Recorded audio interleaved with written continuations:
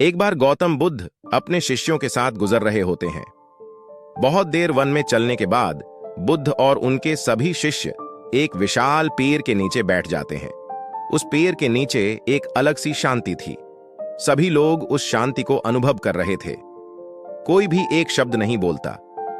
कुछ देर बीतने के बाद गौतम बुद्ध का एक शिष्य उठता है और बुद्ध से पूछता है, बुद्ध, मैं आपसे एक प्रश्न पूछना चाहता हूं। बुद्ध कहते हैं, पूछो, क्या प्रश्न है तुम्हारा? शिष्य बुद्ध से पूछता है, मैंने कभी भी आपको दुखी नहीं देखा। आपके चेहरे पर हर समय एक अलग ही मुस्कुराहट रहती है, हमें भीतर तक आनंद से भर देती है। आपके चेहरे पर अलग सी चमक है जो हमें दुहक से कोसों दूर कर देती है। पर मैं यह जानना चाहता हूं कि मेरे भिक्षु बनने से पहले मेरे जीवन में बहुत सारा दुहक था, जिसके कारण मैं भिक्षु बन गया। पर मैं अभी तक नहीं जान पाया हूं कि दुहक है क्या। क्या आप मुझे बता सकते हैं कि वास्तव में दुहक क्या है? बुद्ध मुस्कुराते हैं और अपने भिक्षु से कहते हैं, दुहक एक विचार से ज्यादा कुछ नहीं है।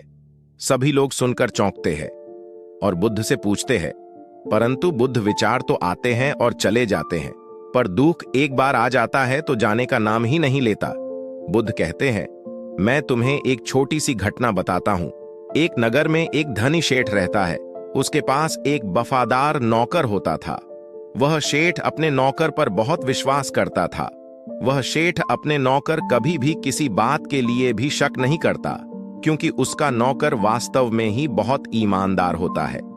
एक बार उस शेठ को किसी काम से बाहर जाना पड़ा। 2-3 दिनों के बाद जब वह शेठ वापस लौटा तो वह एक कीमती सामान लेकर आता है।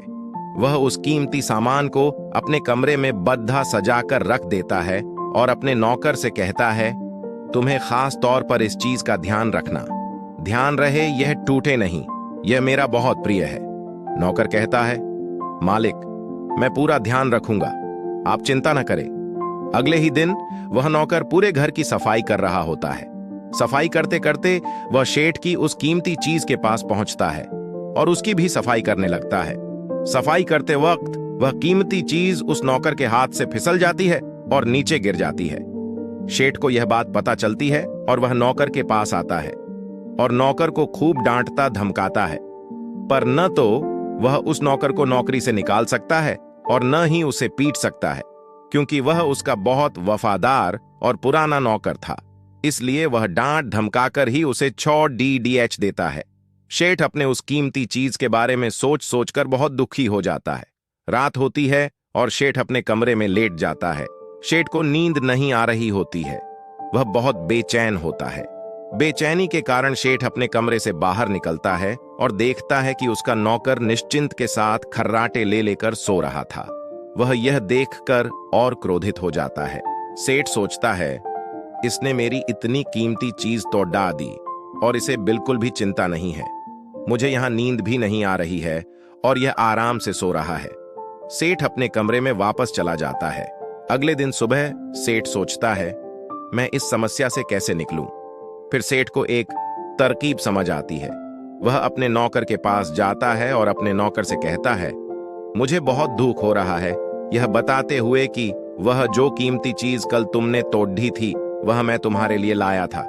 मैं चाहता था कि मैं उसे तुम्हें उपहार में दूं, परंतु अब क्या कर सकते हैं, अब तो वह टूट गई है।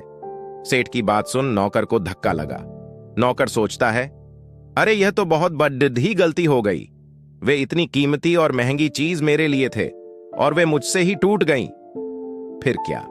उस नौकर के मन में बेचैनी पैदा हो जाती है, दुख पैदा हो जाती है। रात होती है और सेठ आराम से सोता है और वहां नौकर बेचैन रहता है। उसे नींद नहीं आती। क्यों नींद नहीं आती? क्योंकि अब उस नौकर ने उस शेठ की उस कीमती चीज को अपने आप से जोड़ लिया। इसलिए वह दुखी हो रहा था। पहले उस नौकर के मन में यह विचार नहीं था कि वह कीमती चीज मेरी है, पर अब उसके मन में यह विचार है कि अगर वह कीमती चीज न टूटती तो वे मेरी होती। बुद्ध कहते हैं, दुख केवल एक विचार है और यह विचार कैसे उत्पन्न होता है? अपने आप को किसी चीज से जोड़ने से।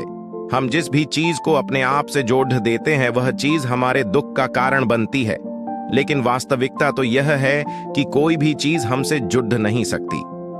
हर चीज आपके पास है, आपकी है, पर कुछ समय के लिए।